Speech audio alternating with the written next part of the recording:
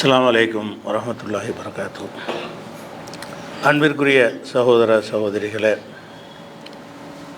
திருக்குரானில் இலக்கிய நயம் என்ற தொடரின் 5வது நாளில் நாம் அமர்ந்திருக்கிறோம்.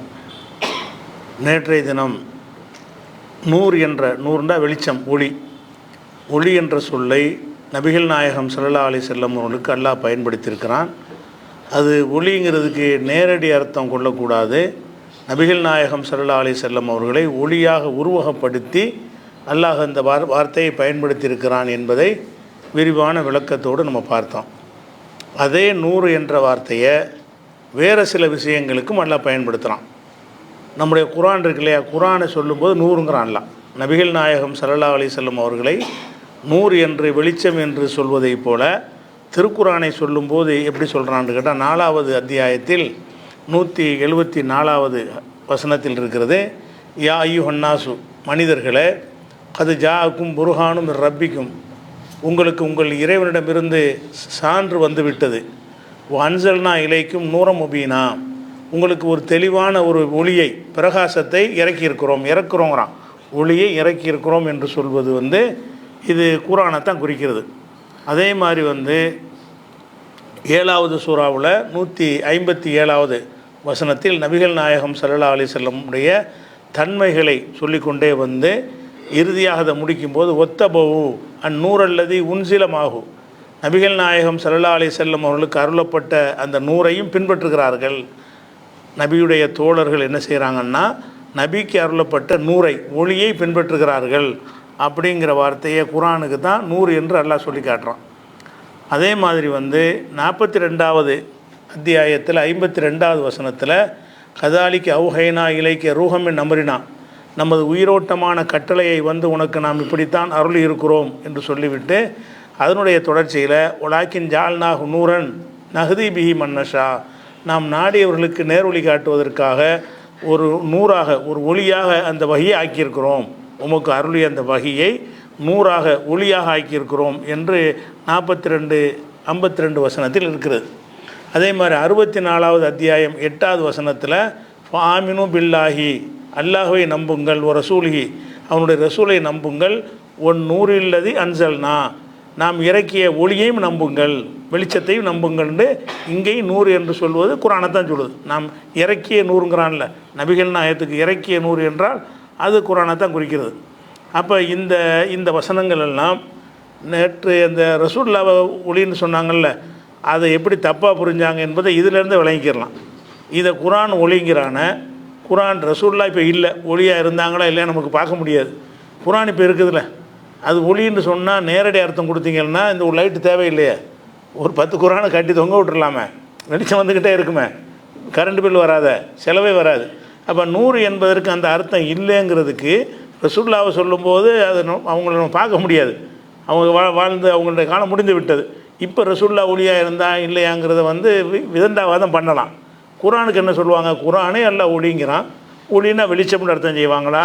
செய்ய மாட்டாங்க. ஒளினா என்னன்னு கேட்டால், ஒளி எப்படி சரியான பாதையையும் தவறான பாதையும் தெளிவாக எடுத்து காட்டுமோ அந்த தன்மையில் இந்த குர்ஆன் இருக்கிறது. ஒளியுடைய எல்லா அம்சமும் இருக்காது. ஒளியில் உள்ள முக்கியமான டாபிக் என்னன்னு கேட்டால் பிரித்து அறியுதல் தான். சத்தியத்தையும் நல்லதையும் கெட்டதையும் பிரித்து காட்டக்கூடிய ஒரு தன்மை ஒளிக்கு இருக்கிறது, வெளிச்சத்துக்கு இருக்கிறது. அப்போ இந்த குர்ஆனை அல்லாஹ் ஒளின்னு சொல்வதில் இருந்தால் என்ன வழங்குறோம்னு கேட்டால், இது நேரடி அர்த்தம் கிடையாது. நம்ம அறிவே சொல்லுதில்ல, யாராவது சொன்னாங்கன்னா கொண்டாந்து காட்டு, வெளிச்சம் போட்டு காட்டுலாமே. குர்ஆனை ஒளியாக இருக்குதுன்னு சொன்னால் அந்த ஒளி அர்த்தம் கிடையாது, நம்ம அறிவே சொல்லுது. ஒளிங்கிறது நேரடியான அகராதி அர்த்தத்தில் இது பயன்படுத்தப்படவே இல்லை. அந்த மக்கள் அப்படி புரிந்து கொள்ளவில்லை, அதுதான் விளங்கிக்கிறோம்.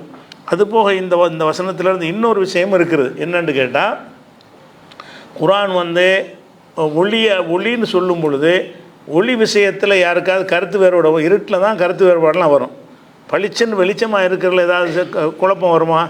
பளிச்சன் வெளிச்சமாக இருந்துச்சுன்னா இது என்ன, இது என்ன, இது என்ன, இது என்னன்னு ஒரே மாதிரி எல்லோரும் சொல்லுவோம். 2-3 விதமாக சொல்ல மாட்டோம். எந்த ஒரு பொருள் எப்படி இருக்கிறதோ அப்படியே காட்டக்கூடிய தன்மை தான் ஒளிக்கு உரியது. அப்போ குர்ஆனை ஒளியோடு எல்லாம் ஒப்பிடும் பொழுது இந்த குர்ஆன் சம்பந்தமாக சில மார்க் அறிஞர்கள் மக்கள் மத்தியில் பரப்பி இருக்கிறாங்கல்ல, குர்ஆன் விளங்காது, அது தெளிவற்ற, நம்ம தான் விளக்கணும், அறிஞர்கள் தான் விளக்குவாங்க, சஹாபாக்கள் தான் விளக்க முடியும், குர்ஆன் அது விளங்காதுன்னெலாம் சொல்லி பேசிட்டு என்ன செய்கிறாங்க, இவங்களை மதுஹபை நியாயப்படுத்துவதற்காக எதுக்குங்க மதுஹப்னு கேட்டால் குர்ஆன் நமக்கு விளங்குமாங்க, அது கடினமான ஒரு மொழியில் இருக்குங்கிற மாதிரி யார் மார்க்க அறிஞர்கள் சொல்லுவாங்க. எதுக்காக சொல்கிறாங்க, அவங்களுடைய இந்த மதுஹபு அந்த மாதிரி கொள்கைகளை நியாயப்படுத்துவதற்காக சொல்கிறாங்கல்ல, அதுக்கு மரணாடி தான் இந்த ஓமை. குர்ஆனை வந்து நேர்வழி காட்டும்னு சொல்வதை விட ஒளின்னு சொல்லும்போது என்னாவது, ஒளி பளிச்சுன்னு வெளிச்சமாக இருக்குது, அப்புறம் என்ன ரெண்டு கருத்தையும் வருது, தெளிவு அவ்வளோ தெளிவாக இருக்குன்னு நல்லா குர்ஆனை சொல்கிறான். இவங்க தெளிவற்றதுங்கிறாங்க. நூறுன்னு சொன்னாலே தெளிவாக இருக்கும், நேர்வழியும் காட்டும், பளிச்சுன்னு என்ன செய்யும் நேர்வழி காட்டும். அதில் குழம்புறதுக்கோ மூளையில் குழப்பம் இருந்தாலே தவிர குர்ஆனை சரியான பார்வையில் பார்த்தோம்னு சொன்னால் குர்ஆன் வந்து எல்லாத்தையும் தெளிவுபடுத்தக்கூடியதாக இருக்குது. குர்ஆனில் எந்த குழப்பமும் இல்லை. சில விஷயங்கள் வந்து ஒரு விளக்கத்தின் மூலம் அறிந்து கொள்ளக்கூடியதும் இருக்கிறது. அந்த விஷயத்துக்கு அல்லாஹ் என்ன செய்கிறான்னு கேட்டால், ரசூல் ஸல்லல்லாஹு அலைஹி வஸல்லம் அவர்களுக்கு சொல்லும் பொழுது, அன்சல்னா இலைக்க திக்ர, இந்த போதனையை உமக்கு அருளி இருக்கிறோம், லித்து பையின் லின்னாஸி மா நுஸில இலைஹிம், அவர்களுக்கு அருளப்பட்டதை நீ மக்களுக்கு விளக்குவாய். அப்போ ரசூலுடைய விளக்கமும் சேரும்போது முடிஞ்சு வச்சு கதை. சில விஷயங்கள் விளங்க கொஞ்சம் கஷ்டமாக இருக்கும், சில விஷயங்கள் இந்த இலக்கியமாக சொல்கிறோன்னா எல்லாருக்கும் விளங்காது இல்லையா, அந்த மாதிரி விஷயங்களில் ஒரு விளக்கம் இல்லாமல் இருந்தால் கூட குர்ஆனை விளங்குவதற்கு அல்லாஹ் ரெண்டு வழியை சொல்கிறான். ஒன்று வந்து முகமது நபி விளக்குவார்கள்னு சொல்கிறான், ரெண்டாவது வந்து அல்லஹும் எதக்கரும், அவங்க சிந்திக்குவார்கள், சிந்தித்து விளங்கக்கூடிய வசனங்களும் இருக்குது, அதை சிந்திச்சே விளங்கிக்கிறலாம். சில விஷயம் தொழுகை நிலைநாட்டுங்கள் இருக்குது, தொழுகண்டா என்னென்னு விளங்குமா, தொழுகை நிலைநாட்டுங்கள்ங்கிற அர்த்தம் விளங்க, தொழுகண்டா என்ன அது இருக்காது, குர்ஆனில் இருக்காது. ஜக்காத்து கொடுங்கன்னு இருக்குது, ஜக்காத்துனா என்ன இருக்காது, ஜக்காத்து கொடுங்கங்கிற அந்த சொல்லுக்கு உங்களுக்கு அர்த்தம் விளங்கிறேன், ஜக்காத்துனா என்ன. அப்போ ரசூல் ஸல்லல்லாஹு அலைஹி வஸல்லம் விளக்குவாங்க, இன்னென்ன பொருளுக்கு இவ்வளவு, ஆட்டுக்கு இவ்வளவு, மாட்டுக்கு இவ்வளவு, தங்கத்துக்கு இவ்வளவு, ரொக்கத்துக்கு இவ்வளவு, விவசாயத்துக்கு இவ்வளவு, புதையலுக்கு இவ்வளோன்னு ஒவ்வொரு வகைக்கும் ரசூல் ஸல்லல்லாஹு அலைஹி வஸல்லம் அவர்கள் விலைக்கு சொன்னோன்னு விளங்கிறதா இல்லையா. அப்போ குர்ஆன் வந்து வெளிச்சமாக இருக்கிறது. இந்த வெளிச்சமாக இருக்கிறது என்பதற்கு வந்து ஒரு பூஸ்ட் பண்ணி தரக்கூடியது போடுவோம் வெளிச்சத்தை, அதுக்கு அந்த மாதிரியாக ரசூலுல்லாஹ்வுடைய விளக்கத்தையும் சேர்த்து தந்துடுறான். அப்படி இருக்கிறதுனால இந்த குர்ஆன் வந்து வெளிச்சமாக பளிச்சென்று தெரிகிறது அப்படிங்கிறதுக்கும் இதை எடுத்துக்கணும். உதாரணம் காட்டுறான்ல, ஒளியோடு சேர்த்து உதாரணம் காட்டுறான். ஒளியை காட்டிட்டால் என்ன விளங்கிக்கிறேன்னு, இது குர்ஆன் எனக்கு விளங்காது நம்ம சொல்லவே கூடாது. குர்ஆன் வந்து பல இடங்கள் எல்லாம் என்ன சொல்கிறான்னு கேட்டால், உலகது எஸ்ஸர்னல் குர்ஆன் லிதிக்ரி, இந்த குர்ஆனை சிந்திப்பதற்கு லேசாக்கி வைத்திருக்கிறோம். நீங்களாக ஒதுங்கிட்டு விளங்கலன்னு போகிறீங்களே தவிர இந்த குர்ஆனை வந்து விளங்குவதற்கு எளிதாக ஆக்கியிருக்கிறோம் என்று தான் அல்லாஹ் சொல்லி காட்டுறான். அதே மாதிரி வந்து ஷஹ்ரு ரமலான் இந்த குர்ஆனை பற்றி சொல்லும் பொழுது, ரமலான் மாதத்தில் இந்த குர்ஆன் அருளப்பட்டதுன்னு சொல்லும் பொழுது, பையினாத்தி மினல் ஹுதா, இது வந்து நேர் வழியை தெள்ள தெளிவாக காட்டும், மூடி மறைச்சி மழுப்பலாக காட்டாது, தெள்ள தெளிவாக நேர் வழியை காட்டும் என்றும் இந்த குர்ஆனுக்கு அல்லாஹ் சொல்கிறான். அதுக்கெல்லாம் காரணம் என்னென்னு கேட்டால், அதெல்லாம் அடக்கி இந்த 100 அடங்கியிருக்குது. ஏனென்றால் அது 100 வெளிச்சமாக இருக்கிறது. வெளிச்சமாக இருக்கும் பொழுது எந்தெந்த பொருள் என்னவாக இருக்கிறதோ அதை எப்படி காட்டுமோ அதே மாதிரி எது ஹக்கு, எது பாத்திலு, எது ஹலாலு, எது ஹராமு, எது செய்யத்தக்கது, எது செய்யத்தகாது என்பதை பளிச்சென்று காட்டும். இந்த கருத்தை சொல்வதற்கு தான் அல்லாஹ் என்ன செய்கிறான், ஒளி என்பதோட குர்ஆனை ஒப்பிட்டு உருவகமாக்கி, ஒளியை போலன்னு கூட எல்லாம் சொல்லலை, ஒளியை போலன்னு சொன்னால் ஓமைன்னு வந்துடும். ஒளின்ற குர்ஆனே ஒளின்னு சொன்னோம்னா என்னவாயிருதுன்னா அது உருவகமாயிடுறது. குர்ஆனை வந்து ஒளியாக உருவகப்படுத்தி அந்த மாதிரி ஒரு ஓமை அடிப்படையில் இலக்கிய அடிப்படையில் இது சொல்லப்பட்டிருக்கு. இதே மாதிரி வந்து இதே ஒளிங்கிற வார்த்தையை பல இடங்களில் நேரான அர்த்தத்துலேயே வந்திருக்கிறது. பல இடங்களில் 100ங்கிற வார்த்தைக்கு வெளிச்சம் இருக்குல்ல, இதை குறிக்கக்கூடிய வசனங்கள் ஏராளமாக இருக்குது. அப்படி இல்லாத வசனங்களை தான் நம்ம இலக்கியத்துக்கு எடுத்துக்கிறோம். நேரடி அர்த்தம் சொன்னால் அதில் இலக்கியம் ஒன்றும் கிடையாது. இருளும் வெளிச்சமும் சமமாகாதுன்னு நல்லா சொல்லுவான். அந்த இடத்துல இருளுக்கு இருள் தான் அர்த்தம், வெளிச்சத்துக்கு வெளிச்சம் தான் அர்த்தம். அப்படியான வசனங்களும் குர்ஆனில் அது அதிகமாகவே இருக்கிறது. நம்ம அதை எடுத்துக்கொள்ளலை. எதை எடுக்கிறோம்னு கேட்டால், அந்த வெளிச்சம்ங்கிற வார்த்தையை பயன்படுத்தி அந்த வெளிச்சங்கிற அர்த்தத்தில் சொல்லப்படலை. வெளிச்சங்கிற வார்த்தை இருக்கும், அது வெளிச்சத்தை சொல்லாது, மாறாக அதன் தெளிவை சொல்லும். அப்படிங்கிற மாதிரி உள்ளதை தான் எடுத்துக்கிறோம். அந்த மாதிரி ரசூலுல்லாஹ் அல்லாஹ் வெளிச்சம்னு சொல்கிறான், குர்ஆனை அல்லாஹ் வெளிச்சம்னு சொல்கிறான். இது நேரடி அர்த்தம் கிடையாது, வெளிச்சம் அங்கேருந்து வருங்கிற அர்த்தம் கிடையாது. அதே மாதிரி வந்து முந்தைய வேதங்களை சொல்லும் பொழுது 100ங்கிறான். ஏன்னா அது அவன் தானே கொடுக்குறான். அல்லாஹ் தான் இதை தர்றான்னு சொல்லும் பொழுது ரசூலுல்லாஹ்வுக்கு மட்டும் வழங்குற மாதிரி கொடுத்துட்டு வேறு நபிமார்களுக்கு கொடுத்தது வழங்காமையாக இருக்கும், அதுவும் பளிச்சென்று தான் இருக்கும். அப்போ வேறு வதனம் இதை சொல்லும் என்ன செய்கிறான்னு கேட்டால், இன்னும் அன்சல்ன தௌராத்தை நம்ம இறக்கியிருக்கிறோம், ஃபீஹா ஹுதம் வ நூறுன், அதில் வந்து நேர்வழியும் ஒளியும் இருக்கிறது. தௌராத்தில் ஒளி இருக்குன்னா தௌராத்திலேருந்து வெளிச்சம் வரும்னு அர்த்தம் இல்லை. தௌராத்தில் ஒளி இருக்குது என்று சொன்னால் எப்படி குர்ஆன் வந்து பளிச்சென்ற நேர்வழியை காட்டுகிறதோ அந்த மாதிரி தௌராத்தும் வெளிச்சமாகத்தான் நல்லா கொடுத்தான் அப்படிங்கிற அர்த்தத்துக்காக வேண்டி தௌராத்தையும் அப்படி ஒப்பிட்டு அல்லாஹ் சொல்லி காட்டுறான். அதே மாதிரி ஈசா நபியை கொடுத்த இஞ்சிலை பற்றி சொல்லும்போது வாத்தைனாகுல் இஞ்சில், ஈசா நபிக்கு இஞ்சிலை கொடுத்தோம். ஃபீ ஹுதவ நூறுன், அதில் நேர்வழியும் 100 இருக்கிறது, அங்கேயும் வெளிச்சம்ங்கிறான்ல. குர்ஆனுக்கு சொன்ன மாதிரியே தௌராத்துலேயும் ஒளி இருக்கிறது, இஞ்சிலையும் ஒளி இருக்கிறது அப்படிங்கிற மாதிரி என்ன செய்கிறான் அல்லாஹ் சொல்லி காட்டுறான். அதே மாதிரி எல்லாம் சொல்லி காட்டுறான், நபியை நீங்கள் கேளுங்கள், மண் அன்சலல் கிதாப் அல்லதி ஜாபிஹி மூசா நூரன், மூசா வந்து ஒரு ஒளியாக கொண்டு வந்தார ஒரு வேதம், அதை யார் அருளியது என்று கேளுங்கள் அப்படின்னு சொல்வதன் மூலமாக மூசா கொண்டு வந்த வேதத்தை வந்து அல்லாஹ் 100 என்று இங்கே பயன்படுத்துகிறான். அப்போ குர்ஆன் எப்படி 100 என்கிற ஒரு உவமையோட இலக்கியமாக சொல்லப்பட்டிருக்கிறதோ அது மாதிரி முந்தைய வேதங்களும் ஒளி என்று சொல்லப்பட்டிருக்கிறது. ஆனால் அதில் நம்ம கொஞ்சம் கிளாரிஃபிகேஷன் தேவைப்படுது. ஒளின்னு சொன்ன உடனே அப்போ அது இதே மாதிரி வழிகாட்டுமா இப்போ அப்படின்னு கேட்டால், அந்த தௌராத்து அதே வடிவத்தில் இருந்தால் வழிகாட்டும், இஞ்சில் வந்து அதே வடிவத்தில் இருந்தால் வழிகாட்டும். ஆனால் அந்த தௌராத்து இஞ்சில் அல்லாஹ் இறக்குனது ஒளியாக தான் இறக்குனான். நமக்கு ஒரு நல்ல வெளிச்சமான ஒரு பல்பை கையில் தந்த பிறகு அதுக்கு மேலே நீங்கள் தாரை பூசி விட்டால் வெளிச்சம் வரவா செய்யும். உள்ளுக்க இருந்தால் கூட நீங்கள் தார் பூசிட்டீங்கன்னா வெளிச்சம் இல்லாமல் போயிடும். அப்போ நீங்கள் அதை பாதுகாத்து வச்சா தானே வெளிச்சமாக இருக்கும். அதையும் நல்லா சொல்லிடுறான். வேதங்கள் வந்து குர்ஆனை தான் நம்ம பாதுகாத்து வச்சுருக்கோமே தவிர என்ன மாதிரி அருளப்பட்டுச்சோ அதே மாதிரி நம்ம பாதுகாத்து வச்சுருக்கோம். எந்த விதமான கருத்து சிதையும் வராத வகையில் இன்றைக்கு வரைக்கும் மூலப்பெருதி வரைக்கும் பாதுகாத்து வச்சுருக்கோம். மியூசியங்களில் இருக்கிறது. ஆனால் அவங்க என்ன செஞ்சாங்க, தௌராத் இஞ்சில்காரங்க அப்படி மாற்றிட்டாங்க. உதாரணம் இஞ்சில் எடுத்துக்கிடுவோம். இஞ்சில் என்றால் என்ன? இஞ்சில் என்றால் ஈசா நபிக்கு அல்லாஹ் கொடுத்த வேதம். ஈசா நபிக்கு அல்லாஹ் ரசூலுல்லாஹ் கொடுத்த வேதம் குர்ஆன். அப்போ இஞ்சில்ங்கிறது யார்? இஞ்சிலை நாம் கொடுத்தோம்னு அல்லாஹ் சொல்கிறான். இஞ்சில்னா யார்? ஈசா நபிக்கு அல்லாஹ் கொடுத்த வேதத்துக்கு பேர் தான் இஞ்சில். அப்போ இவங்க அந்த புதிய ஏற்பாடுன்னு வச்சுருக்கிறாங்களே அதை போய் இஞ்சில்னு நம்மகிட்ட வந்து சொல்லுவாங்க. இஞ்சில் உங்கள் குர்ஆனில் சொல்லப்பட்டிருக்குது, இதான் இஞ்சில் புதிய ஏற்பாடு வச்சுருக்கோம்ல, இதான் ஈசா நபியை பற்றி உள்ளது, இதான் இஞ்சில்பாங்க. அது எந்த ஒரு அறிவு உள்ளவனது இஞ்சில்னு சொல்ல மாட்டாங்க. ஏன்னு கேட்டால் அந்த இஞ்சில்னு உங்கள் புதிய ஏற்பாடுன்னு சொல்கிறாங்கல்ல, அந்த புத்தகம் வந்து 4 பேர் எழுதினது, முக்கியமான 4 சுவிசேஷம், அதுக்கப்புறமேலே வேறு வேறு அப்போஸ்தலர்கள் எழுதின கடிதங்கள் நிருபங்கள்லாம் இருக்கும். அப்போ மத்தேயு, மார்க்கு, லூக்கா, யோவான் என்று இந்த 4 பேர் எழுதினதுக்கு பேர் தான் புதிய ஏற்பாடுங்கிறது.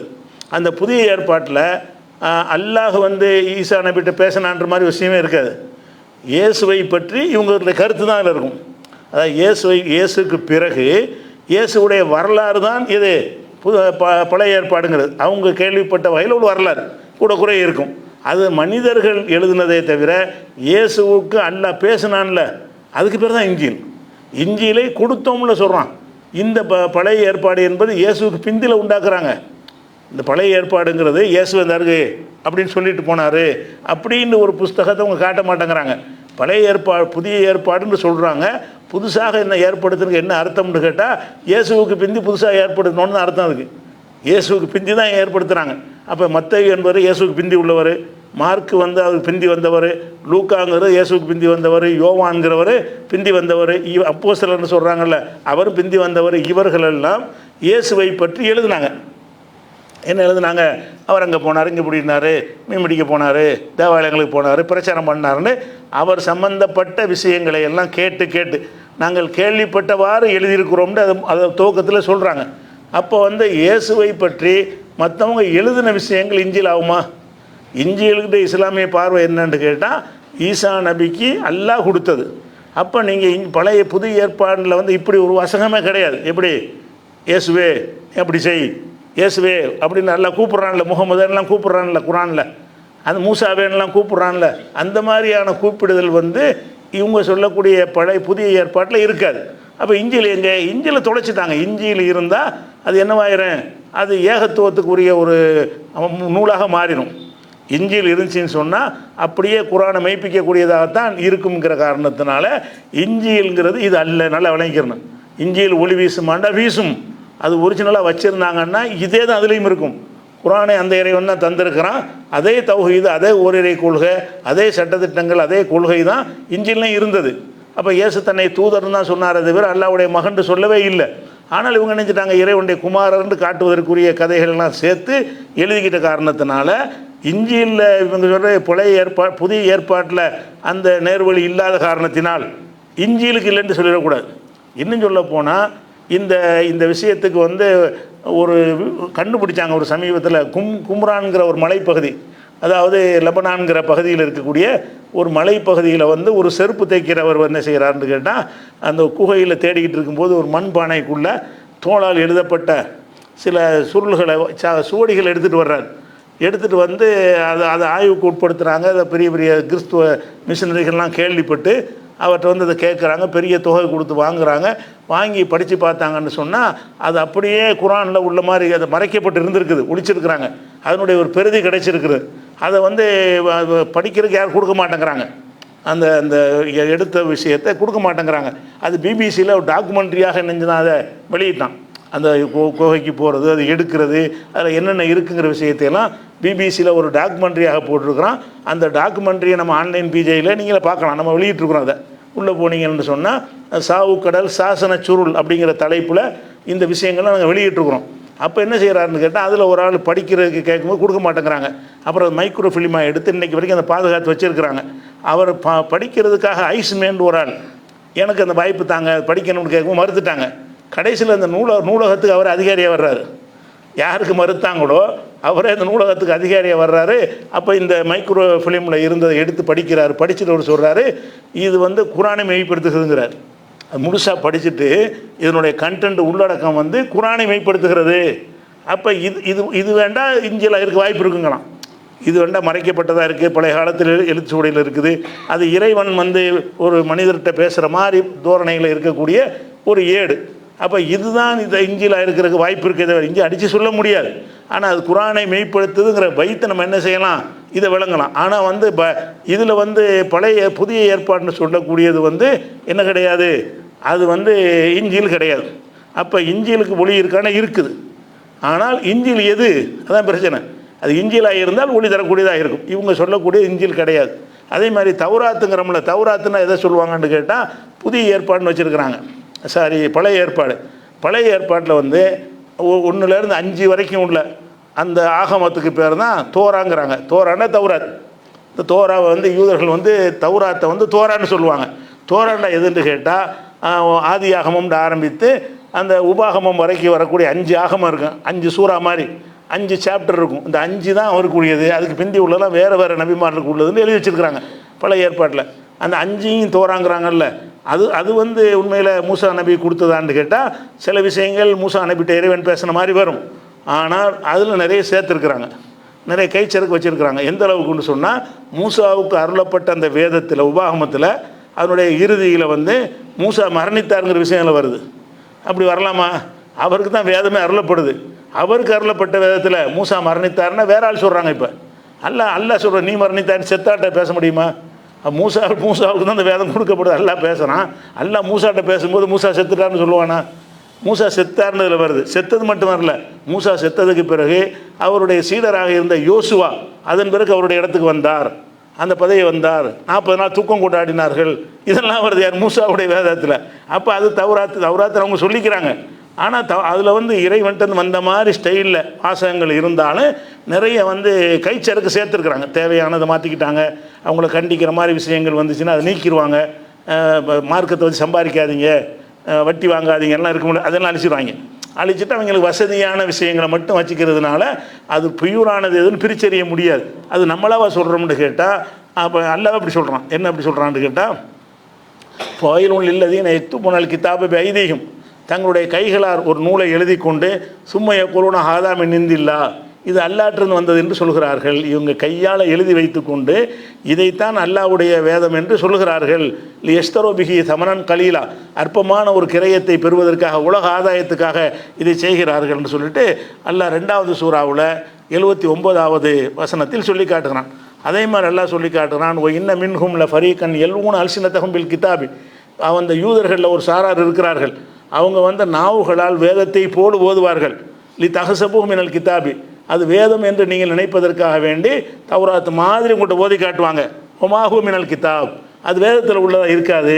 வேதத்தில் உள்ளதை மறைத்து வைத்து விட்டு இவங்களா சில வாசகத்தை அதே ஸ்டைலில் எழுதி வைத்து கொண்டு அது மாதிரி மக்கள்கிட்ட போய் போதிப்பாங்க.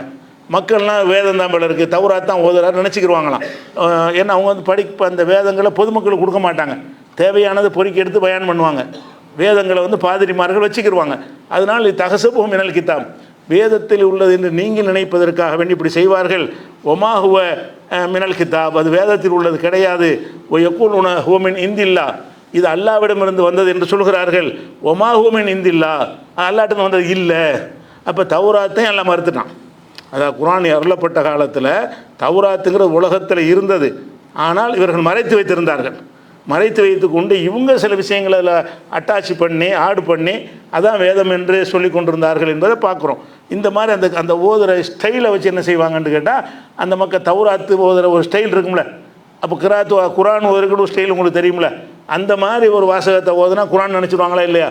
அந்த மாதிரி இவர்கள் என்ன செய்கிறாங்கன்னா, நாவுகளை வளைத்து அந்த வேதத்தை வாசிப்பது போல வாசிக்கிறார்கள். அது வேதம் என்று மக்களை பொய்யாக நம்ப வைக்கிறார்கள்னு சொல்வதில் இருந்து, அப்போ இது தௌராத்து கிடையாது, உலகத்தில் தௌராத்து இப்போ கிடையாது, இஞ்சிலும் கிடையாது. ஆனால் தௌராத்து இஞ்சில் இருக்குமையானால் அது குர்ஆனை தான் சொல்லும். தௌராத்து இஞ்சில் அப்படியே வடிவத்தில் இருக்கும் என்று சொன்னால் அது குர்ஆனை தான் சொல்லும். இப்போ நம்ம காலத்திலேயே ஒரு நாவுரணிவ பாட்டு ஒன்று இருக்குது, உலக மக்கள் யாவருக்கும் வந்தது குர்ஆன், உண்மையான மார்க்கம் தன்னை தந்தது குர்ஆன் ஒரு பாட்டு இருக்கும், தமிழ் பாட்டு, நாவுரணிவா பாட்டு. அந்த பாட்டுக்கு இடையில் என்ன செய்வாங்கன்னு கேட்டால், குர்ஆன் மாதிரி மூழுதை போட்டு விட்றாங்க. குர்ஆன் மாதிரி ஓத கிராத்து மாதிரி குர்ஆனை பற்றி பாட்டு போடுறாங்க. குர்ஆனுடைய ஒரு பக்கரா சூறாவது யாசின் சூறாவது வருமா இல்லையா, கஃபா கபில் மீண்டு சொல்லி அது மௌலுது பாட்டு. மௌலுது பாட்டை என்ன மாதிரி படிப்பாங்கன்னு கேட்டால் அந்த பாட்டிலேயே கிராத்து மாதிரி இருக்கும், இந்த கிராத்து ஓதுவாங்கல்ல. அப்போ இது குர்ஆன் தான் இப்போவே செய்கிறான்னு கொண்டா, இந்த குர்ஆன்லேருந்து விளையாட்டு காட்டுறாங்கன்னா அயுதம் பண்ணியிருக்க மாட்டானா? அந்த மாதிரி அந்த ஸ்டைலை வச்சு ஏமாத்துறது, இந்த மாதிரி செஞ்சுக்கிட்டு இருக்காங்களே தவிர அது வந்து சரியான முறையில் கிடையாது. அவங்க வந்து என்ன செய்யலை, அந்த தௌராத்தை வந்து பாதுகாத்து வைக்கலை. அது தௌராத்தை அல்லாஹ் ஒளின்னு சொன்னானே இவ்வளவு தப்பான செய்திலாம் இருக்கு, நீ கேட்கக்கூடாது. அது அல்லாஹ் அருளியது கிடையாது. அது அவங்க பாதிரிமார்கள் தங்கள் வசதிக்காக வேண்டி என்ன செஞ்சாங்க, சில விஷயங்களை நீக்கினார்கள், கூட்டினார்கள், மாற்றினார்கள், மறைத்தார்கள், அது சேர்த்தார்கள், எல்லாம் செஞ்சாங்க. எல்லாம் செஞ்சுக்கும்போது அதனுடைய உண்மையான வடிவத்தில் அது கிடைக்கல. ஆனால் சில விஷயங்கள் மிச்சமாக இருக்கலாம், அது எதுன்னு பிரித்து நமக்கு அறியலை. மொத்தத்தில் அவங்க அழித்து தீர்த்து இருந்தாலும் அந்த 5 ஆகமத்துக்குள்ள ஒரு சில வசனங்கள் அல்லாஹ் கொடுத்தது அவங்களுக்கு பாதகமும் சாதகமும் இல்லைன்னு வைங்க, அது அழிக்க மாட்டான்ல. அவனுக்கு எது அது அவன் லாபம் தர்ற மாதிரி இருந்தால் சேர்ப்பான், நஷ்டம் தர்ற மாதிரி இருந்தால் அழிப்பான். அப்படி இல்லாத பொதுவான விஷயங்கள் இருக்கும்னு சொன்னால் அழிக்காமல் கூட விட்டுருக்கலாம். அது நமக்கு பிரித்து கண்டுபிடிக்கலாது. எல்லாம் கலந்துருச்சின்னு சொன்னால் இன்னொன்று தான் கலந்துச்சுன்னு கண்டுபிடிக்கிறதுக்கு என்ன சோர்ஸை வச்சு கண்டுபிடிக்கிறது? அதனால தௌராத்து இப்போ கிடையாது. இப்போ என்ன செய்யணும், தௌராத்து ஒளி இது எதுக்கு நான் சொல்கிறேன்னு கேட்டால், நம்மளோட பயணித்த சில பேர் என்ன செஞ்சாங்கன்னா, குர்ஆன் மட்டும்தான் போதும்னு சில பேர் போனானுவோ. போய் கடைசியில் என்ன ஆச்சுன்னா, குர்ஆனில் அல்ல தௌராத்தை பின்பற்ற சொல்கிறான், இஞ்சிலை பின்பற்ற சொல்கிறான்னு சொல்லி பைபிள் எடுத்து திரியறானோ. இப்போ விளங்குதா, நம்மளோட அந்த விவாத களத்தில் உட்கார்ந்துருந்த சில ஆட்கள் வந்து பைபிளை தூக்கி கொண்டு பைபிளை பின்பற்ற சொல்லி அல்லாஹ் சொல்கிறாங்கிறாங்க. இப்படியெல்லாம் கூறுகட்டு போயிடுவாங்கிறது இது விளக்குறேன். இப்படி தான் இருப்பாங்க சிந்திக்காமல். பைபிளுங்கிறதுக்கு பைபிள்ன்ற தௌராத் இஞ்சினில் சொல்கிறான். தௌராத் இஞ்சில்னா தௌராத்து மூசா நபி கொடுத்ததுங்கிறான். அப்போ நீ எதை வந்து மூசா நபியுடைய தோரான்னு சொல்கிறாய், அதுலேயே மூசாவுடைய மௌத்து வருது, மூசாவுக்கு 40 நாள் துக்கம் கொண்டான செய்தியாக வருது. அதுக்கு பிறகு அவருடைய சீடர் யோசுவா வந்து அது அவருடைய தலைமை பொறுப்பு வந்தார் அப்படிங்கிறது எப்படி வரும்? அதெல்லாம் பார்க்கும்போது சேர்த்துருக்குறாங்க, நல்லா விளங்குகிறது. அந்த மாதிரியான ஒரு விஷயம் இருக்கிறது. இஞ்சில்ங்கிறது வந்து இயேசுவை நோக்கி பேசினதே கிடையாது. இஞ்சில் நீ பழைய புதிய ஏற்பாடு நீங்கள் படித்து பாருங்கள், எங்கேயாவது இயேசுவே நீ என்னை பயந்து கொள் அப்படிங்கிற மாதிரி இறைவன் பேசுகிற மாதிரி ஒரு வசனம் இருக்கான்னு இல்லை. அப்படி இல்லை. இயேசு அங்கே போனார், மீன் பிடிக்க போனார், இங்கே போனார், சீடர்களை கூப்பிட்டார், வந்தார், போனார்னு அவருடைய செய்திகளை தான் எழுதி வச்சுருப்பாங்க. அப்போ இயேசுவை பற்றிய செய்திகளை பின்னால் வந்தவர்கள் எழுதினார்கள்னு சொன்னால் நம்ம இஸ்லாமிய பார்வையில் அது வேதமாகாது. வேதத்துக்கு அர்த்தமே என்னென்னா, அல்லாஹ் வந்து நபிக்கு பேசுகிறதுக்கு தான் வேதம். அல்லாஹ் வந்து நபிமார்களுக்கு எதை பேசுகிறானோ அதுக்கு பேர் தான் வேதமே தவிர, நபிமார்களை பற்றி நம்ம நபிமார்கள் வரலாறு எழுதுகிறாங்கல்ல அந்த மாதிரி உள்ளது தான். ரசூல்லா வரலாறுன்னு எழுதுகிறாங்கல்ல, சரியான வரலாறு தப்பான வரலாறு அந்த மாதிரி உள்ளது தான் இவங்க சொல்லக்கூடிய புதிய ஏற்பாடு என்பது. அதனால் அந்த இஞ்சியிலும் தௌராத்தும் ஒளிங்கிறத இஞ்சியில் தௌராத்துக்கு தான் வச்சுக்கிறீங்க. நீங்களாக எதையோ இஞ்சியில் எதையோ தௌராத்துன்னு ஆக்கிட்டு அதெல்லாம் ஒளின்னு சொல்வதற்கு உங்களுக்கு அனுமதி கிடையாது, என்ன ஆதாரம் கிடையாது. இது ஒரு விஷயத்தை நம்ம என்ன செய்யணும், விளங்கி கொள்ளணும். அடுத்ததாக வந்து இது ஒளி சம்பந்தப்பட்ட ஒரு விஷயம். ஒளி என்ற வார்த்தையை வந்து அல்லாஹ் குர்ஆனுக்கு பயன்படுத்துகிற மாதிரியே தௌராத்து இஞ்சில் வேறு வேதங்களுக்கு பயன்படுத்தலை. ஆனால் அதுவும் அப்படி தான் இருக்கும். அது சொல்லப்படாட்டா கூட அல்லாஹ் கொடுக்குற ஒரு விஷயம் வெளிச்சமாக தானே கொடுப்பான். அவன் எல்லாம் தெரிஞ்சவன், விளக்குறதுக்கு எளிமையாக விளக்கக்கூடியவன், மக்கள் விளங்குவதற்காக தருவதாக இருந்தால் மற்ற நபிமார்கள் கொடுத்த வேதம் மொழியாகத்தான் இருந்திருக்கும். அது இங்கே சொல்லப்படாட்டான அது குழப்புறதா இருக்காது. அல்லாஹ் இருந்த எந்த வேதமுமே குழப்புறதா இருக்காது. எந்த நபியும் குழப்பியிருக்க மாட்டார். ஆனால் இந்த ரெண்டுக்கு தான் வருது. தௌராத் இஞ்சிலுக்கு வருகிறது.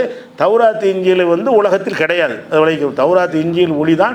தௌராத் இஞ்சில் என்பது இஞ்சில் அறவே கிடையாது. தௌராத் என்பது கைவரிசை காட்டப்பட்ட நிலையில் அது இருக்கிறது அப்படிங்கிறது விளைவிக்கணும். அடுத்ததாக அல்லாஹ் என்ன செய்கிறான்னு கேட்டால், இந்த நேரான பாதை இருக்குல்ல, நேர்வழி, இதெல்லாம் நேர்வழின்னு நம்ம மார்க்கத்தில் சொல்லப்பட்டிருக்கிறோ அந்த நேர்வழியை அல்லாஹ் ஒளிங்கிறான். அதாவது ரசூல்லா ஒளின்னு சொன்ன மாதிரி, குரான ஒளின்னு சொன்ன மாதிரி, முந்தைய வேதங்களில் தௌராத் இஞ்சிலை ஒளின்னு சொன்ன மாதிரி இன்னொரு விஷயத்தையும் ஒளிங்கிறான். அது என்னன்னு கேட்டால், நேரான பாதை, திருடாமல் இருக்கிறது, கொலை செய்யாமல் இருக்குது, பொய் சொல்லாமல் இருக்கிறது, சில நேர்வழி என்னன்னு ஒரு பொது அறிவில் இருக்கும்ல, அந்த நேர்வழியை பற்றி பேசும்பொழுது அல்லாஹ் என்ன செய்கிறான்னு கேட்டால் அதை ஒளி என்று சொல்கிறான். தவறான செய்திகள் இருக்கும்ல, அதை சொல்லும்போது இருளுங்கிறான். அல்லாஹ் என்ன செய்கிறான்னு கேட்டால், இருளிலிருந்து மக்களை வெளிச்சத்திற்கு கொண்டு வருவதற்காக இவரை அனுப்பியிருக்கிறோம், இருளில் இருந்து மக்களை வெளிச்சத்துக்கு கொண்டு வருவதற்காக இந்த குரானை இறக்கியிருக்கிறோம்னு சொல்லும் பொழுது, அந்த வெளிச்சம்ங்கிறது என்ன, இருட்டாக கடந்த மாதிரி வெளிச்சம் லைட்டை போட்டு இங்கே வாங்கன்னு கூப்பிட்டது அந்த அர்த்தம் வருமா? இருளிலிருந்து வெளிச்சத்துக்கு கொண்டு வர்றதுன்னு சொன்னால் அப்போ அவங்கெல்லாம் இருட்டில் ரூம் அடைச்சிக்கிட்டு இருட்டில் இருந்தாங்க, இந்த பக்கம் லைட்டை போட்டு விட்டு ரசூல்லா கூட்டிகிட்டு வந்தாங்கன்னு அர்த்தமாகுமா? இருளுக்கு அங்கே அந்த மேட்டரே கிடையாது. ஆனால் அப்படி வருது குரானில், இருள் தான் வருது. இருள்களிலிருந்து வெளிச்சத்திற்கு கொண்டு வந்தாருங்கிற எடுத்துக்கொள்வதாக இருந்தால், இருட்டான ஒரு அறையில் நீங்கள்லாம் இருக்கிறேன்னு வைங்க, உங்களை கூட்டிகிட்டு வந்து இங்கே உட்கார வைக்கிறதுன்னு அர்த்தமாகுது. அப்படியா இருந்துச்சு? இல்லை, வெளிச்சம் இருட்டுங்க அந்த கணக்கே கிடையாது. ஆனால் கெட்ட செயல்கள் இருட்டு தான். அது கெட்ட செயல்கள் பூராவுமே, கெட்ட காரியங்கள், கெட்ட கொள்கைகள், அது எல்லாமே இருட்டு தான். நல்ல கொள்கைகள், நல்ல காரியங்கள் எல்லாமே வெளிச்சம் தான். அப்போ நல்லதை வெளிச்சம் என்றும் கெட்டதை இருட்டு என்றும் சொல்கிற ஒரு மரபின் அடிப்படையில் அல்லாஹ் என்ன செய்கிறான்னா, பல வசனங்களில், உதாரணமாக இந்த விஷயத்தை பார்த்தீங்கன்னா 14வது சூறாவில் 1வது வசனத்தில் லித்துஹுரிஜன் நாசமினல் துலுமாத்தி இலன் நூர், இருள்களிலிருந்து வெளிச்சத்திற்கு மக்களை நீ கொண்டு வருவதற்காக இந்த வேதம் உனக்கு தரப்பட்டிருக்கிறது. அவங்க இருட்டில் கிடக்கிறாங்க, அவங்கள வெளிச்சத்துக்கு கொண்டு வா. வெளிச்சத்துக்கு கொண்டு வரதுக்கு வெளிச்சம்ன்ற அர்த்தம், வெளிச்சத்துக்காக கொண்டு வந்தாங்க. இருட்டில் அவன் இருந்தான், வெளிச்சத்துலாம் இருந்தான். அவன் வெளிச்சத்தில் இருக்கிறானா இருட்டில் இருக்கானா கவலையே இல்லை. இருட்டில் இருந்துக்கிட்டே நேரான கொள்கையில் இருப்பான், அவன் வெளிச்சத்தில் இருக்கிறான். வெளிச்சத்தில் இருந்துக்கிட்டே தப்பான கொள்கையில் இருப்பான், அவன் இருட்டில் இருக்கிறான். வெளிச்சத்தில் இருக்கிறான், வெளிச்சத்தில் இருந்துக்கிட்டே என்ன செய்கிறான், கிரிமினலான காரியத்தை செய்கிறான், கொலை செய்கிறான்னு வைங்களேன், வெளிச்சத்தில் கொலை செய்கிறான். அப்போ நம்ம என்ன செய்வோம், அது இருட்டுமோ நம்ம. ஆனால் பார்வை வெளிச்சம்தான், வெளிச்சத்தெலாம் செய்கிறான். வெளிச்சத்தில் என்ன செய்கிறான், கொலை செய்கிறான். வெளிச்சத்தில் திருடுறான், அது இருட்டு. அது நீ வெளிச்சத்தில் திருடினாலும் நீ இருட்டில் தான் இருக்கேன்னு அர்த்தம். அதே நேரத்தில் இருட்டில் உட்காந்துக்கிட்டு சுப்ஹானல்லாஹ் அல்ஹம்துலில்லாஹ்னு ஒருத்தன் சொல்கிறான் இருட்டில், அவன் வெளிச்சத்தில் இருக்கான். அவன் இருட்டில் இருந்துக்கிட்டு துவா செய்கிறான், இறைவா எனக்கு பாவத்தை மன்னிச்சிருங்கிறான். இவன் வெளிச்சத்தில் இருக்கிறான்.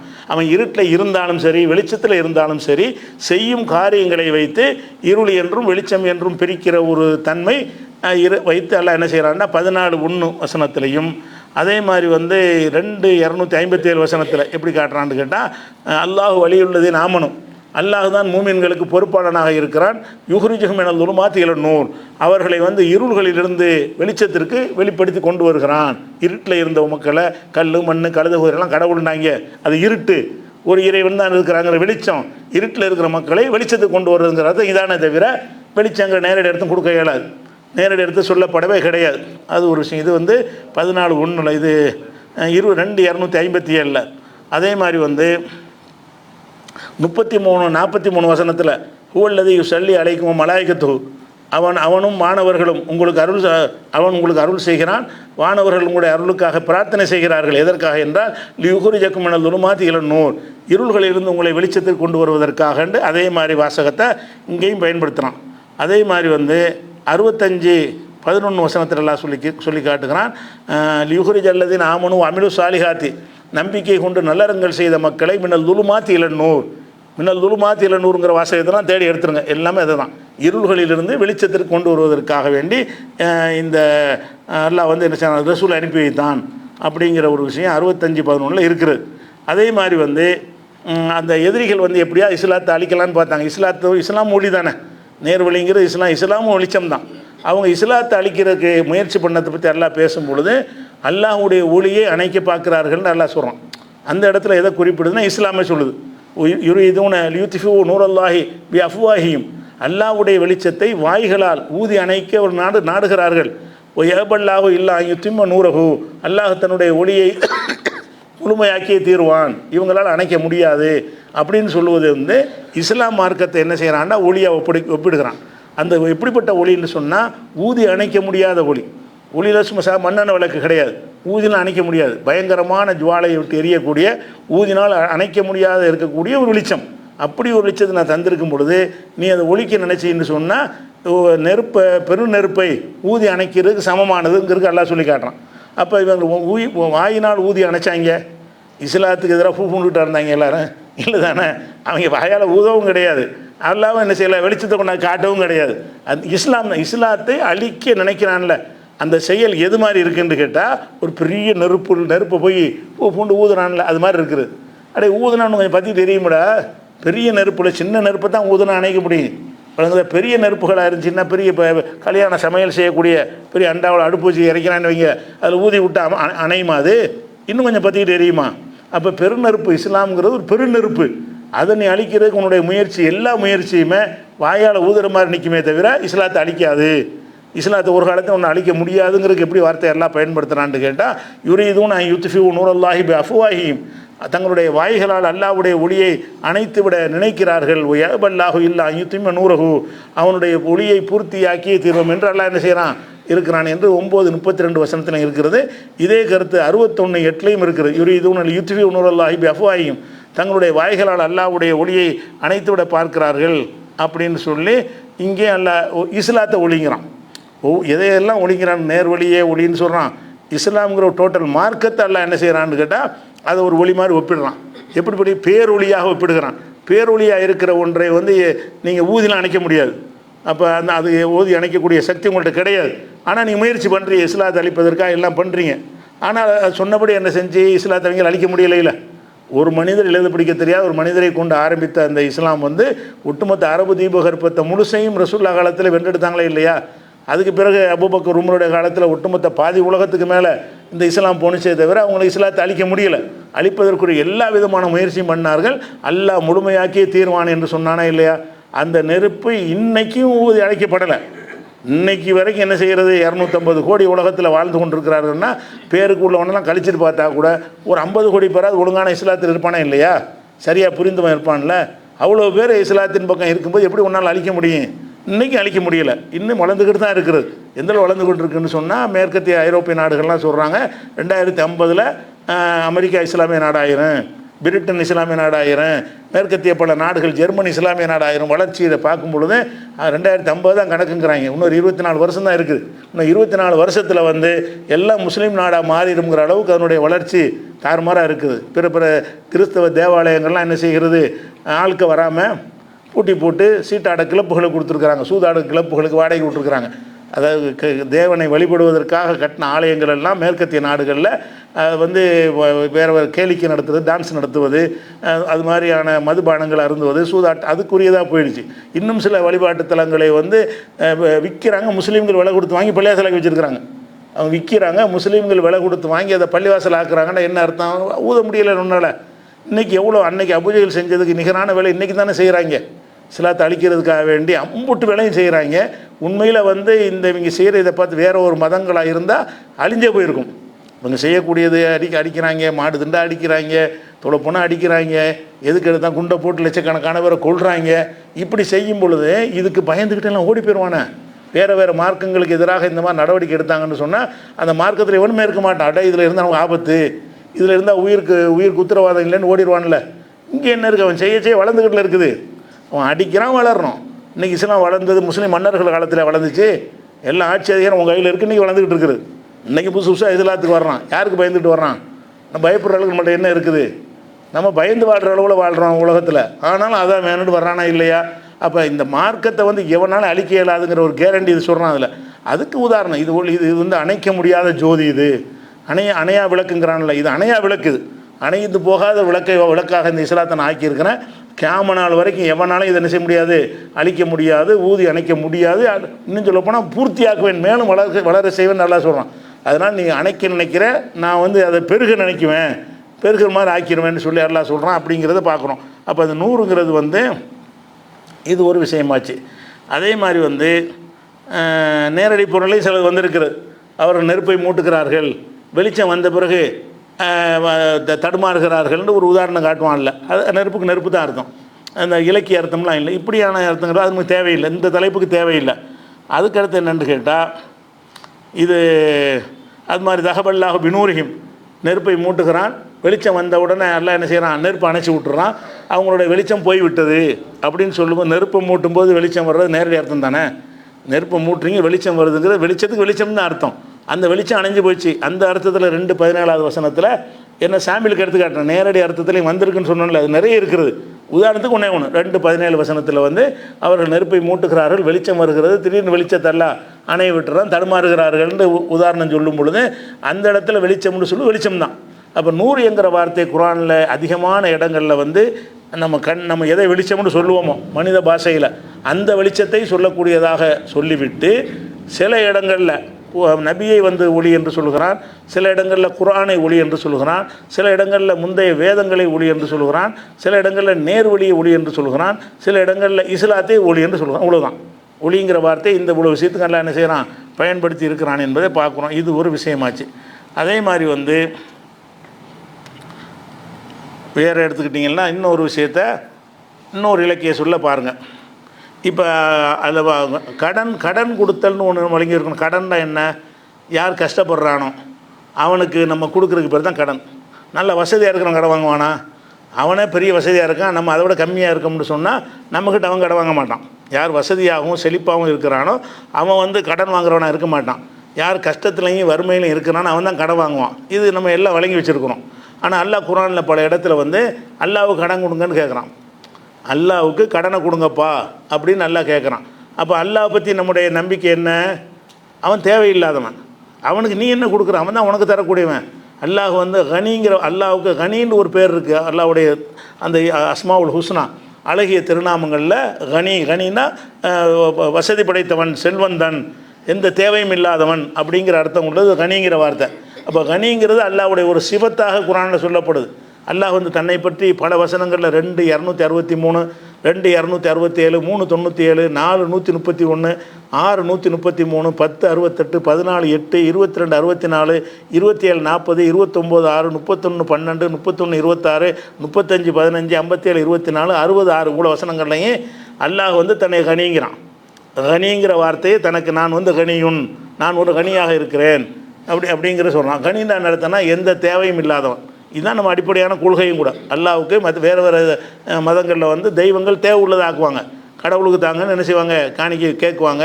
கடவுளுக்கு என்னத்தையாவது கொண்டு போய் கொடுத்தா தான் நீங்கள் வழிபாடை செய்ய முடியும். சும்மா ஒன்றுமெல்லாம் வருமானம் போய் நீங்கள் செய்ய முடியாது. என்னத்தையாவது கடவுளுக்கு கொண்டு போகணும், கடவுள் பேரை சொல்லி மனசை எடுத்துக்கணும், அது ஒரு விஷயம். ஆனால் கடவுளுக்கு தேவைன்னு நினச்சி தான் கொண்டு போகிறாங்க. அப்படிலாம் இருக்கும்போது இஸ்லாம் மட்டும் என்ன சொல்லுதுன்னு கேட்டால், கனி, அவன் எந்த தேவையும் இல்லவன்.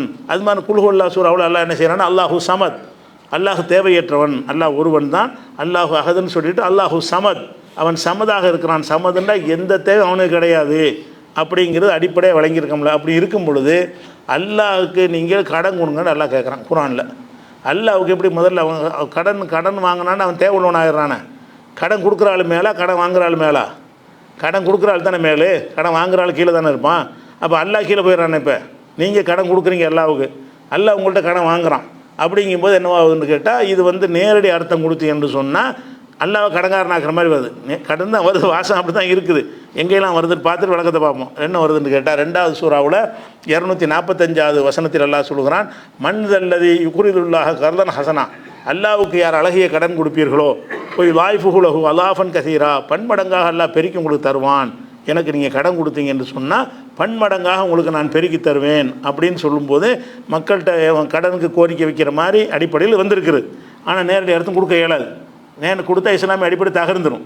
அல்லாஹ் மனுஷன்ட்ட கடன் வாங்குறான்னா இப்போ பேசிக்காக அடிஞ்சு போச்சே, சிலத்தில் அல்லாஹ் எப்படி கடன் வாங்குவான் அப்படி வந்துடுது. அதே மாதிரி வந்து 5வது சூராவில் 12வது வசனத்தில் வந்து எல்லாம் சொல்லி காட்டுறான், நீங்கள் தொழுகை நிலைநாட்டி வாத்தைத்தும் ஜக்காத்தையும் கொடுத்து வாமன்தும் பிருசுலி, எனது தூதர்களை நம்பி அசர்த்து முகம், அந்த தூதர்களை கண்ணியப்படுத்தி அக்ரல்த்து முல்லாக கர்லன் ஹசனா,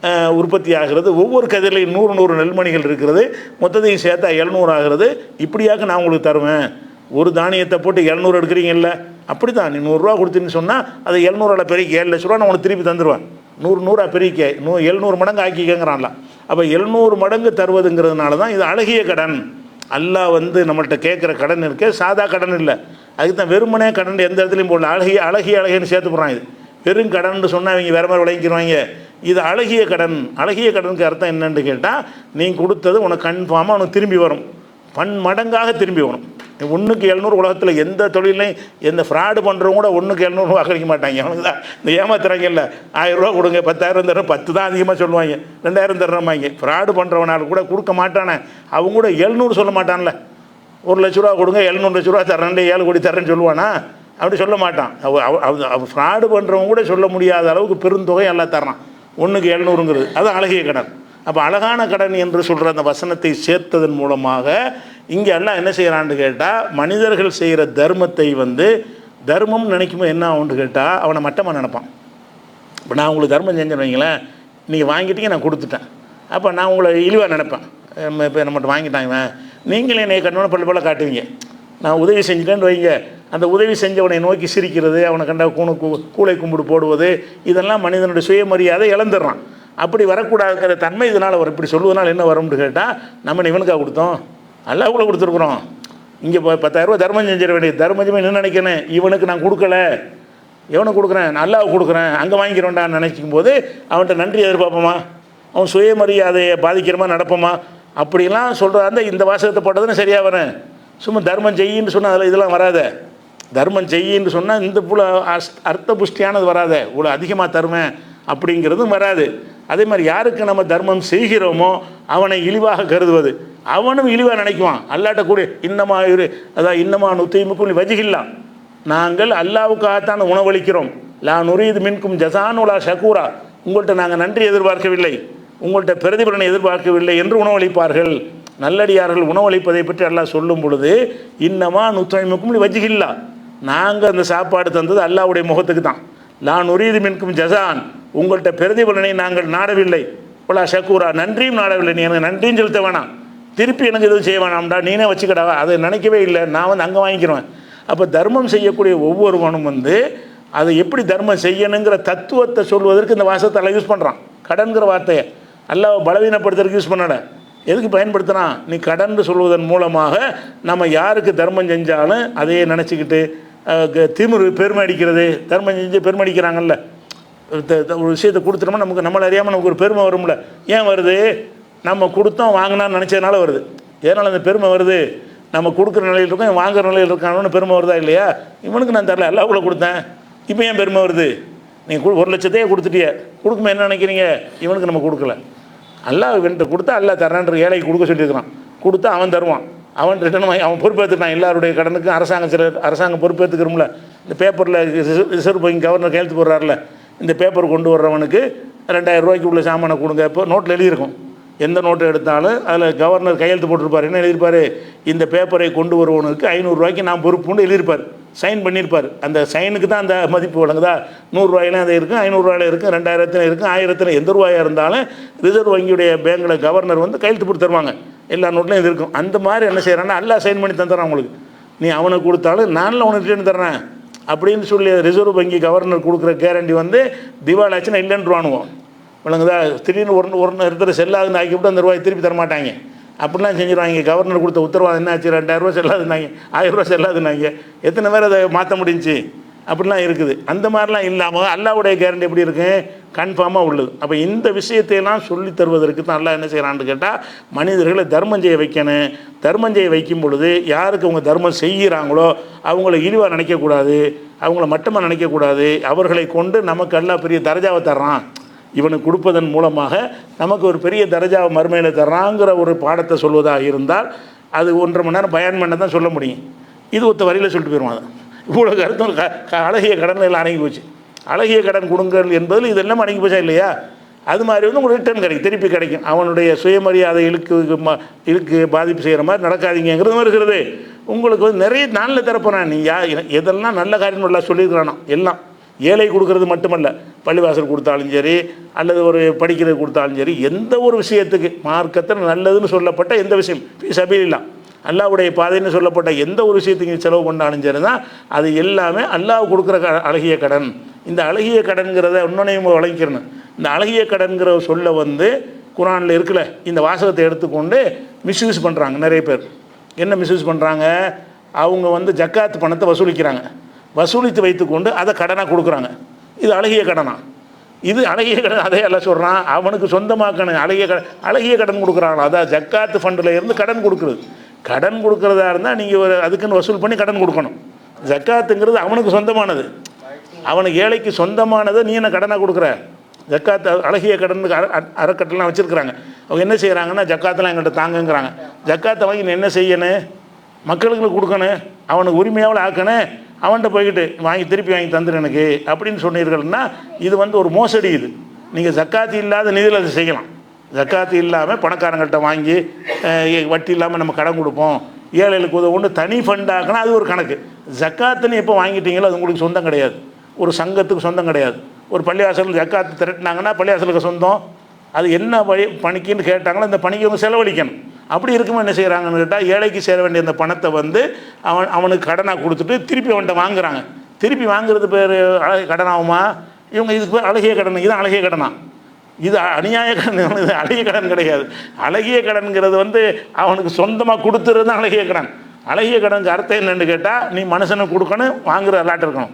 நீ இவன்ட்ட கொடுத்துட்டு இவன்ட்டே வாங்குறிய, யார்கிட்ட கடன் கொடுக்குறிய அவன்கிட்டே கலெக்ஷன் பண்ணின்னு அது எப்படி அழகிய கடனாகும்?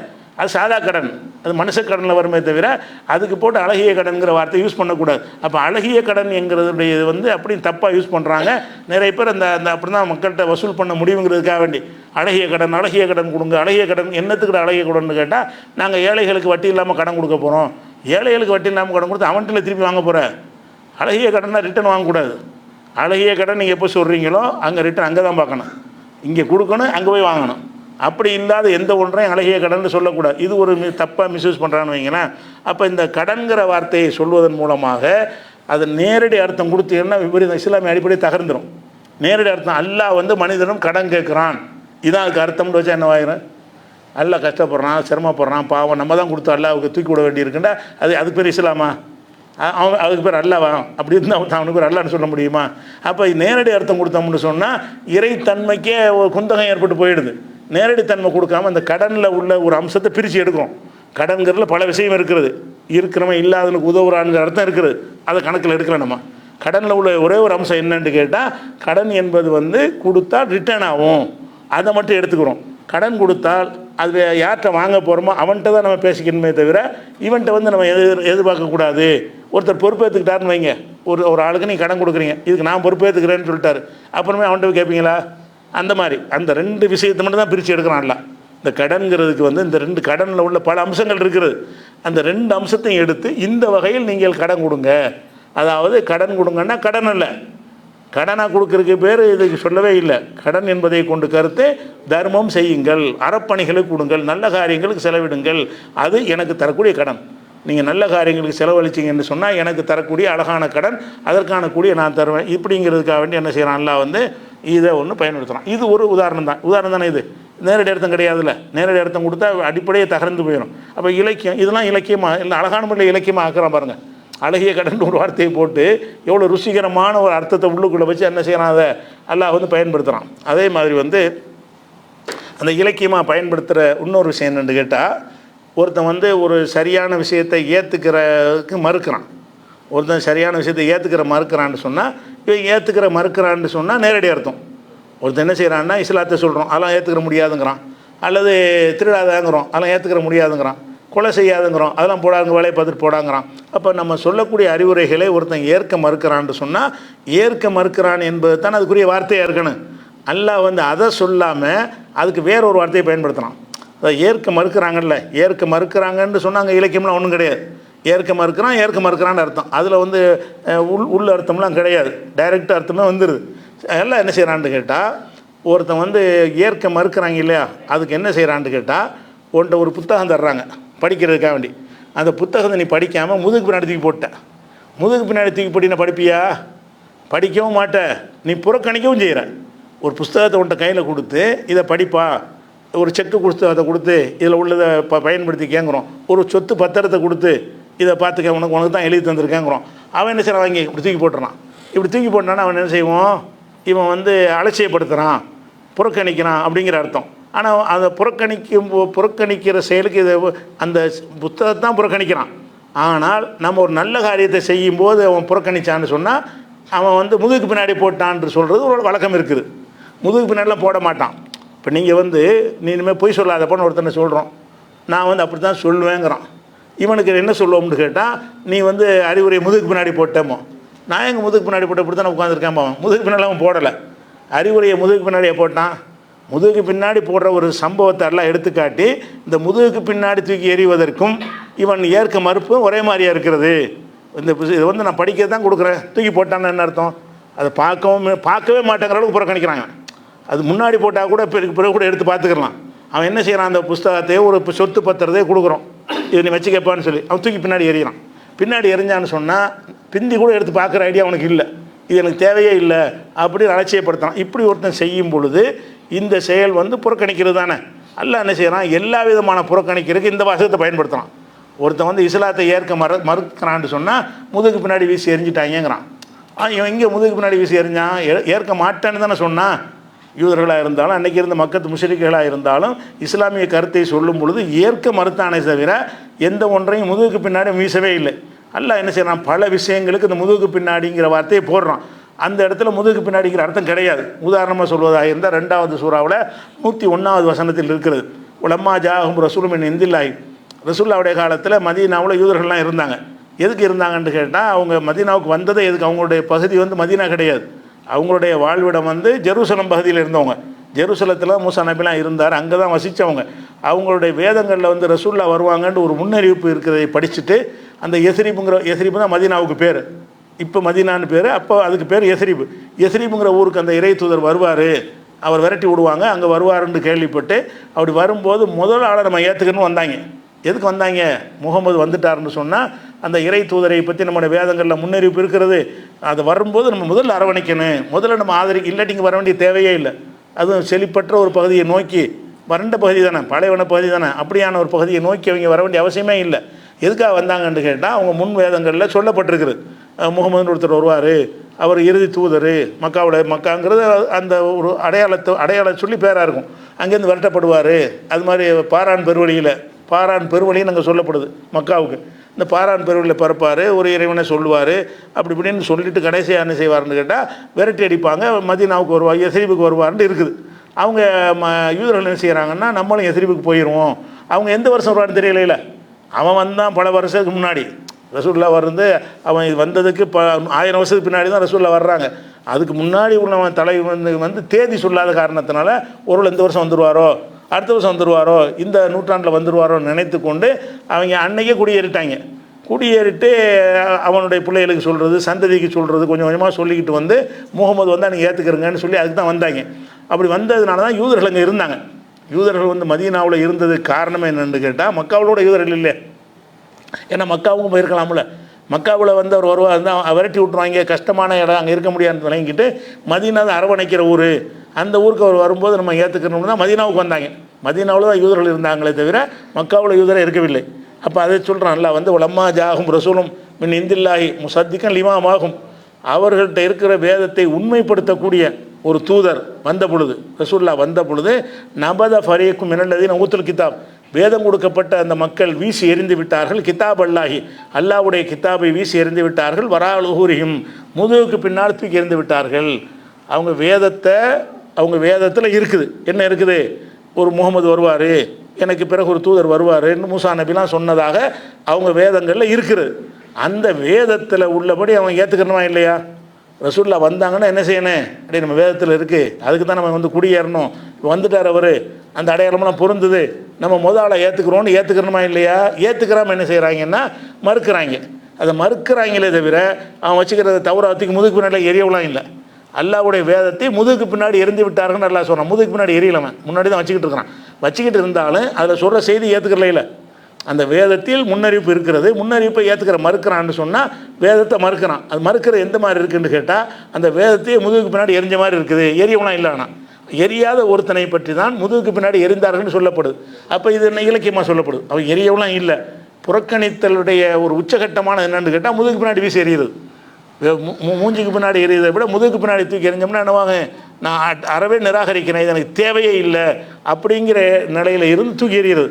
அந்த மாதிரி தூக்கி எறிந்து விட்டார்கள்ங்கிறதுக்கு எல்லாம் என்ன செய்கிறான்னா பல காரியங்களை சொல்லும் போதெல்லாம் முதுகுக்கு பின்னாடி எறிந்து விட்டார்கள், முதுகுக்கு பின்னாடி எறிந்து விட்டார்கள்னு வரும். இவன் என்னத்தை முதுகுக்கு பின்னாடி எரிஞ்சான், ஒன்றையுமே எரியலை. முதுகுக்கு பின்னாடி எரியவே இல்லை. அவன் கித்தாப் அவனுக்கு கொடுத்த தௌராத்து வேதத்துக்கு முதுகுக்கு பின்னாடி எரிஞ்சானா இல்லை. முதுகுக்கு பின்னாடி எரிஞ்சான்னு சொல்லுறதுக்கு அர்த்தம் என்னன்னு கேட்டால் அதில் இருக்கிற செய்தி அவன் கேட்காதனால அந்த கித்தாபையை தூக்கி முதுகுக்கு பின்னாடி போட்ட மாதிரி ஒரு தன்மையில் இவங்ககிட்ட இருக்கிறதுங்கிறது ஒரு அழகான ஓமை சொல்லி உதாரணத்தை அடிப்படையாக வைத்து இந்த வாசகத்தை சொல்கிறான். இது மாதிரி பல காரியங்களுக்கு இந்த வார்த்தையை பயன்படுத்துகிறான். அது விஷயங்களை இன்ஷா அல்லாஹ் நம்ம அடுத்த நாளில் பார்க்கலாம். அஸ்ஸலாமு அலைக்கும்.